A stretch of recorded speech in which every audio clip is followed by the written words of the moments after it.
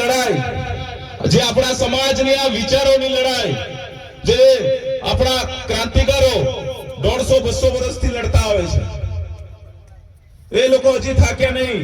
અંગ્રેજો સામે, મુગલો સામે, બ્રિટિશ સામે, સરકારો સામે આટલા બધો અવાજ ઉઠાવ્યો, આટલી બધી લડાઈ લડી, તો શું તમે તમારા સમાજ માટે, તમે તમારા ગામડાઓ માટે, તમે તમારા હક માટે 2-5 કલાક નહીં આપી શકતા?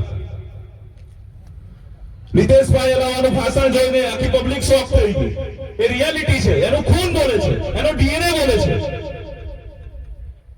આજે આપણે નાત જાતમાં, કાકો બાપો, પાર્ટીમાં, ધર્મમાં, નડલી જાત, મુટલી જાત, હરિજન, હરેક વસ્તુમાં ભેદભાવ રાખીએ છીએ. સમાનતા રાખવી પડશે, એકતા રાખવી પડશે, બધા લોકોને એક થવું પડશે. જ્યારે જ્યારે સમાજની વાત આવે છે, ત્યારે આવો કાર્યક્રમ કરનારને રાતનું પ્રેશર હોય છે, પતવાય છે. આમાંથી જે સ્ટેજ પર બોલતા હશે, જે આનો કાર્યક્રમનો ઓર્ગેનાઇઝ કર્યો છે, એવા લોકોને ઘણી બધી વસ્તુના સામના કરી પડવા રહ્યું છે. વિસ્થાપિત સંપાદન થવાના એ બાજુના ગામડાના સરપંચોને કેટલું બધું રાતોરાત પ્રેશર આવી રહ્યું છે. એ હમણાં ટૂંક સમયમાં રિલીઝ થવાનું છે. 157 હેક્ટરનું જવાનું એટલે 550 એકર જમવાનું, એ તો ઓફિશિયલ આપી દીધું છે આંબા ડુંગર. એના જોડે ખટલા કરવાનું બી કોઈ રોકી નહીં શકે એવું કેવું છે. અને જોડે 28 ગામોનું સર્વે થયું, તો આમાં બી પદાર્થો મળ્યા એવું કેવું છે. અને જોડે ડુંગર ગામની અંદર અમારી પંચાયતમાં બી મળ્યા. રોકવું તો પડશે. આના માટે ઘણા બધા કાયદાઓ છે આદિવાસી. હક અધિકારની વાત કરે તો સાંભળવા આવતા નહીં અને બેસતા નહીં. જ્યારે પાર્ટીઓ ખાવાના નાસ્તા, પીવાના પાણી, પડેકા આપે તો તારે દોડી જાય છે. મારે કેવું છે કે જે સમાજની મીટિંગ હોય છે, ત્યાં પાર્ટીની કે ધર્મની મીટિંગ બી છોડીને આવો અને સમાજ જોડે બેહો. સત્તા પર એવા લોકોને મોકલો કે તમારો અવાજ ત્યાં સુધી ઉઠાવે. આખા સમાજની અંદર તમે બધા લોકો તમારા ઘરેથી કેટલા બાળકોને હમણાં ભણાવી રહ્યા છો. આગળ જતા શિક્ષણ તમને કેટલું બધું વસ્તુ કામ લાગવાની છે. શિક્ષણ પર ધ્યાન આપો. લોકો વર્ષોથી કાર્યક્રમો કર્યા, ડોહાથી જ્યાં પલાય જ્યાં બોલીને કે હુદરો એક થો, પણ અંદરના અંદર ખેસાતાણી કરું છું તમે કે પેલી પાર્ટીનો માણસ, પેલી નાતનો, પેલી જાતનો. એકતા નહીં તમારા. સરકારો વાત કરે છે જંગલ બચાવો, પાણી બચાવો, વૃક્ષો બચાવો, અલાહીને બસાવવા વાળા આદિવાસીને કોઈ બસાવો નહીં. આદિવાસીને બસાવવું પડશે પહેલા. એટલે મેં કહું છું કે આપણે જ્યારે બી સરકાર સામે રજૂઆત કરવી હોય કે તમારા અધિકાર, હકનો પ્રશ્ન હશે, સવાલ હશે, ત્યારે આવા યુવાનો કે આવા વડીલો મહેનત કરીને તમને 5 કલાક કે 1 કલાક આ ભાષણ કે આ વક્તવ્ય ભાષણ તમને સાંભળવા બોલાવે તો ઘરેથી શાંતિથી ટાઈમ લઈને આવો, અહીંયા બેસો અને સાંભળો. આ જ વસ્તુ કામ લાગવાનું છે આગળ જતા. બિરસા મુંડા 150 વર્ષ પહેલા 1975 થી 2000 સુધીમાં તો માણસ 25 વર્ષ લડીને કરીને મરી ગયો. 25 વર્ષની ઉંમરે ની લગન થયું નહીં, કઈ નહીં. કોઈ સોરા પૈદાનો નહીં વિચાર્યું. આપણે કે નહીં જવાનું, આ યોજનાનો લાભ નહીં આલે, પેલા અમને દેખી રહે, પેલા ત્યાં આયા નહીં એમ કહે. અલા તમારા હકનું છે. ચૂંટણી રાજકારણો પછી આવ્યો, પહેલા એ માણસ લડે છે. એ લડ્યા તે ગયા ટુકડા તોતે ડબલ નકલી તે તમે ખેડી ખો. આજે સૌરાષ્ટ્રની અંદર પોસ એકરના લાંબા પટ્ટા, અહીંયા જરીગમથી કોતડી में જગ્યા હોય તે તમે સમાજની નાની લડાઈ આવે તો આવતા નહીં. अरे डर क्यों रहे हो? युवाओं को कहता हूं भर्ती में और तलाटी की एग्जाम में लाखों युवा फॉर्म भरते हैं. जब एक एमएलए का फॉर्म भरना होता तो 2 ही लोग फॉर्म भरते. આવનાર સમાજની અંદર તાલુકા જિલ્લાની ઇલેક્શન હોય કે કઈ બી હોય, જે સમાજની વિચારધારા લઈ લડશે એવા 100 યુવાનો તૈયાર કરવાના છે. જે સમાજ માટે અવાજ ઉઠાવશે. જેવી રીતે તમે પટ્ટાવાળાની પરીક્ષામાં ફોર્મ ભરો કે પટવારીની ફોર્મ ભરો કે કલેક્ટર બનવું હોય, યુપીએસસી હોય કે કઈ બી હોય, લાખો તાલુકા જિલ્લા પાછી.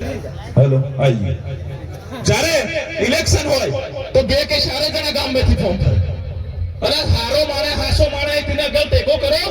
આપણા હકનો નહીં હોય તો આપણાથી દાવેદાર એને બેહાડો સત્તા પર. સિસ્ટમમાં બી ઘૂસવું જરૂરી છે. સમાજ સેવાના સંમેલનો કરીને ક્યાં સુધી રજૂઆત કરશું? એના માટે વિચારધારા સુધીની લડાઈ છે. આ કોઈ પાર્ટી પક્ષની લડાઈ નહીં કે કોઈ ધર્મની લડાઈ નહીં. આપણી વિચારધારાની લડાઈ છે. વિચારધારા વર્ષો સુધી ટકી છે, અંગ્રેજો સામે, બ્રિટિશો સામે, મુગલો સામે. અરે કેમ ભાઈ? એટલે કહું છું કે ભાઈ કે ભાઈ ના કુટુંબી કે ગામ વાવા સગડાવા સુમાવા નાચજાત કરતા એકતા રાખો, એકતા. બરાબર? ઘણા બધા એવા લોકો છે જે સારી દિશા બાજુ લઈ રહ્યા છે, સારું શિખામણ આપી રહ્યા છે. એને કહેવામાં આવે છે કે નક્સલવાદી પ્રવૃત્તિ કરી છે, એનાથી દૂર રહો. આદિવાસી એમ કહે છે. એટલે હમો આદિવાસી તમો કયા બધા એના જ ખરા આપણે. એટલે હજુ બી કહું છું, બહુ ઓછી સંખ્યા છે. આવનાર સમયની અંદર આપણા ગામોની અંદર કોલેજો, સ્કૂલો તો છે, સરકારને રજૂઆત કરી, ભણાઈ કે નહીં ભણાઈ. આ બાજુ ખટોલ મેં ટાટપત્રીની ઝૂંપડું બાંધીને ભણાવવા માંડી રહ્યા બે વળી. ઘણી બધી શિક્ષણ ના ભાવના કારણે આપણે ઠેઠ સુધી પહોંચી નહીં શકતા, સિસ્ટમને જાણી નહીં શકતા. એટલે કહું છું, શિક્ષણ લો, શિક્ષણ લીધા પછી નોકરી મેળવો. ની નોકરી મેળવાય તે હક માટે અવાજ ઉઠાવો. તમારા સમાજનું કે તમારા બાપાનું કે કાકાનું કોઈ ખેતર નહીં લે, કોઈ જમીન નહીં લે, પણ શિક્ષણ નહીં પૂરું હોય તો શું કરીશું? કેટલા બધા એ યુવાનો છે સરકારી નોકરીના રિઝાઇન આલીને આવ્યા છે, રાજીનામું આપી દીધા સમાજ માટે. એમને કઈક લડવું છે, એમને આટલી ઉંમરમાં ખાવા પીવા મોજ કરવાની જિંદગી છે, તો સમાજ માટે રાતે 2 વાગે નીંદર નહીં આવતી ને ફોન આવે કે હજુ કેટલી વાર, હજુ સમાજ ક્યારે સુધરે? ચિંતા કરવા જેવું છે. યુવાનોને ખાસ કહું છું, લગ્નોની અંદર ખોટા ખર્ચા, D3 જેવું મિશન થઈને આખા લહેરાજપુર જિલ્લાની અંદર દારૂબંધી, લગ્નમાં વધારે પૂરતો દારૂની, વધારે પૂરતી ડીજેની, ખોટા ખર્ચાની, ખોટી મીઠાઈઓની. એક ખેડૂતો દેવા કરે છે સોરાસોરી પીણાવવામાં. આબરૂ જાહે હમ ઓછું રાંધવું દે. અરે કઈથી આબરૂ જોવાનું? આ પહેલા ડાયા વિયા મેં રાતે 3 વાગે કામ ખવડાવતા કે અડજાની દાળ ખાટ ખાતરા. કેવી મીઠાઈ, કેવી વધારે પૂરતી ડીજે. આર્થિક રીતે બી સ્ટ્રોંગ રહેવું પડશે.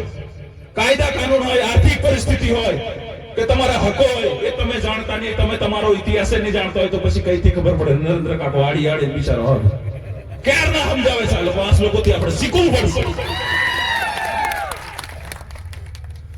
એટલે કહું છું કે ઘણું બધું દબાવ, પ્રેશર આવતું હશે, પણ એનાથી કોઈથી ખબરાવવાની તાકાત નથી. અને આપણે કાયદા કાનૂનનું ઉલ્લંઘન, એના નિયમ મુજબ જે મીટિંગ હોય, જે મર્યાદા હોય કે અહીંયા જઈ આયા દેખી જશે, અહીંયા ફોન કરી આવું રોકાઈ જાય, આવી બધી એમને જે છે હતા એનું ભરે. એમને કહું છું કે તમે ખુલે આમ નકળો, નહીં નકળો તો હાચો માણસને સાથ આલો, સાથ નહીં આલો તો હાચો માણસ એનો વિરોધ નહીં કરો. તમે આજે કવાંટ મંચ પરથી હું કહેવા માંગુ છું કે આવનાર પંચાયતોની અંદર, આવનાર જિલ્લા તાલુકા વિધાયક સાંસદ હોય, અમે અમારી વિચારધારા વાળા જે અમારા બાબા અને જે અમારી બહેનો છે એમને લઈને અવાજ ઉઠાવે, એમને લઈને એમની વિચારો પર ચાલે એવા 100, 200, 500 યુવાનો તૈયારી કરવાના છે. અને સિસ્ટમ કઈ રીતે જાણે, અમારે લડવું નથી, પણ સિસ્ટમ કઈ રીતે ચાલે છે એ અમારે જાણવું છે. કેમ આદિવાસીના હકની વાત આવે તો કોઈ નેતા દેખાતા નહીં? કેમ બધાને બોલવું પડે છે? હું કોઈ પાર્ટીનો કે કોઈ માણસનો વિરોધ નહીં, અમારી વિચારધારા પર અમે કામ કરી રહ્યા છીએ. આજે આમાં કવાંટ તાલુકાની અંદર 132 ગામો છે, 55 ગ્રામ પંચાયતો છે, 5-6 લાખની વસ્તી છે, 14 માતા મરણ થયા છે. ડિલિવરી વખતે બહેનો મરી જાય છે, સોરું મરી જાય છે. એ ભાઈ કેમ નિષ્કાળજી અમારા જિલ્લા? સૌરાષ્ટ્રની અંદર સિટી સ્કેન, ગાયનિક ડોક્ટરો મૂકેલા છે, એક્સરે થાય છે, હરેક વસ્તુ. અરે ભાઈ અહીંયા ડોક્ટર MBBS મૂકે છે, બિચારા કોઈ ઉદયપુર થી બોડેલી થી વડોદરા જાતે માણસને લાશ લઈ ધોરાવે છે. આ મારા થામણવાનો કિસ્સો, 10 દિવસ પછી બેન મરી ગયા. આ મોટા ઘોડામાં એક બેન મરી ગઈ. તો આના માટે સિસ્ટમને જાણવું પડશે. કેમ ભાઈ તઈ બધું રોડ રસ્તા બધું અહીંયા અમારે અહીંયા હમણાં ડુંગર ગામની આગળ આવતા તમે રોડ પર ખાડા દેખો. અને જે ગવર્મેન્ટ તંત્ર હોય કે ચૂંટાયેલા પ્રતિનિધિએ રજૂઆત કરી તે વસ્તુ અમને બતાવો ભાઈ. તો એના માટે તમારે અવાજ ઉઠાવવું પડશે, તમારા હક માંગવું પડશે. હમું નહીં કરતા, હમું નહીં જતા, અંતે ભાષ રીઝ હે હજુ ભી કામ. એકાએક માણસનું DNA ખૂમ આપે એકી મેહ ના બધાશે. ઉકળવું જોઈએ.